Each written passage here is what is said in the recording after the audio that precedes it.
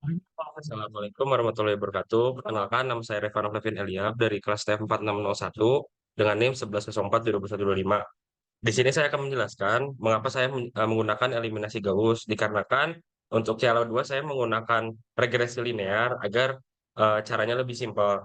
Di sini saya membandingkan data yang sudah saya survei, yaitu nilai termodinamika tahap 1 dan nilai termodinamika tahap 2 dan jam belajar tahap 1 serta jam belajar tahap 2. Lalu untuk di tabel ini saya memasukkan datanya dari si tabel, yaitu 69,9, dan jam belajar tahap 1 itu 1 jam. Dan nilai tahap 2 yaitu 79, dan jam belajar mahasiswa tahap 2 itu 1 jam. Lalu didapatkan rata-rata dari penghasilan penjumlahan nilai tahap 1 dan tahap 2. Lalu untuk yang bawahnya menggunakan rumus, yaitu kolom B25 dikali B26 dikurang B26 dan dikali B25. Untuk logo dolar ini yaitu agar hasilnya konstan. Lalu didapatkan X1-nya sama dengan -2,9 dan X2-nya 183,66. Di sini saya melakukan 10 percobaan, namun rumusnya sama semua. Jadi saya mengambil hanya satu sampel. Lalu untuk di MATLAB-nya didapatkan hasilnya -14,4995 dan 1,3763. Hasilnya jauh berbeda dikarenakan ada keterbatasan pengamat, yaitu error relatif yang menyebabkan tidak keakuratannya data.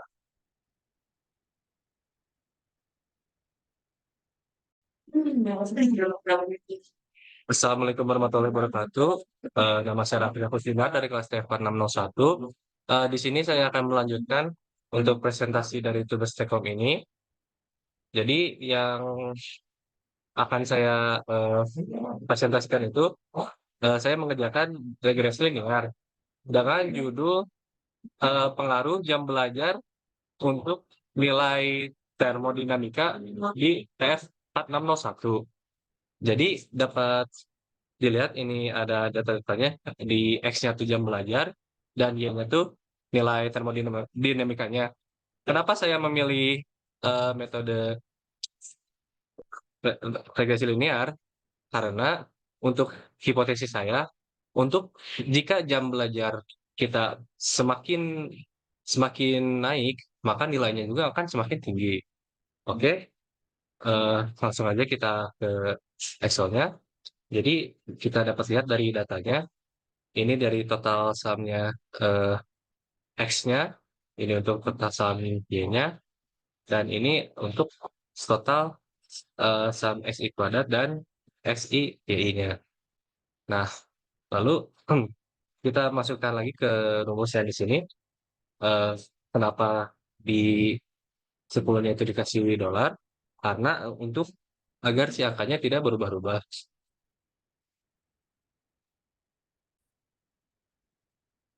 Oh ya, ini tuh proses selanjutnya dari regresi linear, yaitu proses eliminasi Gauss.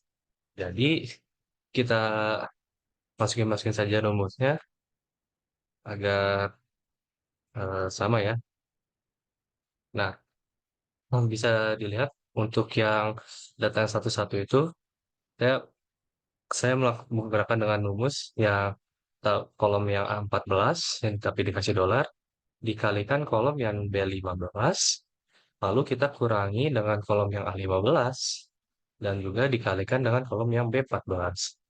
Untuk hasilnya yang ke bawahnya itu rumusnya hampir sama ya, dapat dilihat ya, hampir sama. Jadi eh, ya kira-kira seperti itu. Nah, untuk selanjutnya kita dapat lanjut ke persamaan Y sama dengan A plus BX. Dan kita dapat lihat untuk mencari nilai A dan B-nya, kita mendapat menggunakan rumus yang C20, yaitu yang ini, yang 7304,7, dibagi dengan A20.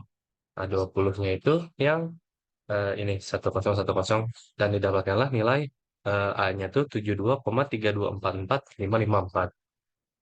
Untuk yang B-nya pun sama, tapi eh, yang digunakan itu C21 dan dibagi dengan B21.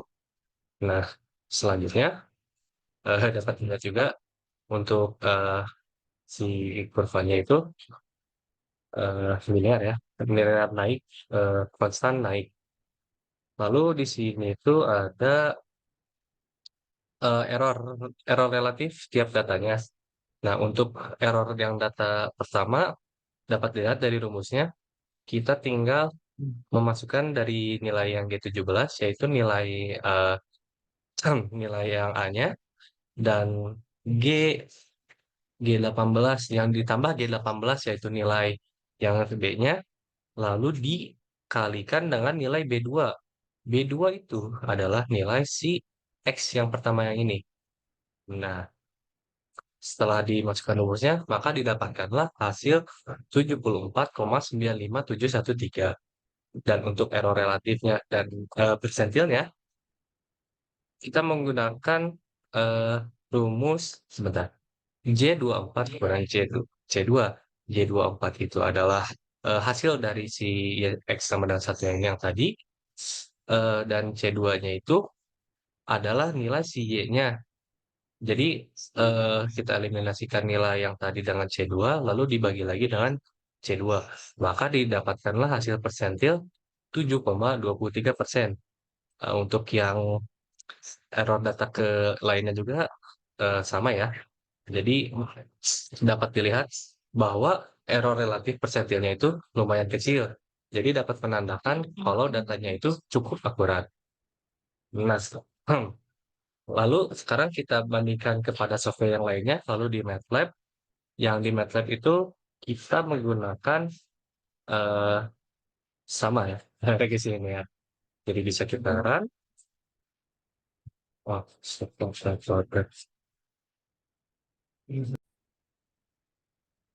Nah, bisa dilihat untuk di MATLAB-nya pun data yang diambil pun sudah sama ya. Jadi bisa dibilang data yang diambilnya sudah cukup akurat. Mungkin sekian dari kami. Mohon maaf bila banyak sekali kesalahannya. Wassalamualaikum warahmatullahi wabarakatuh.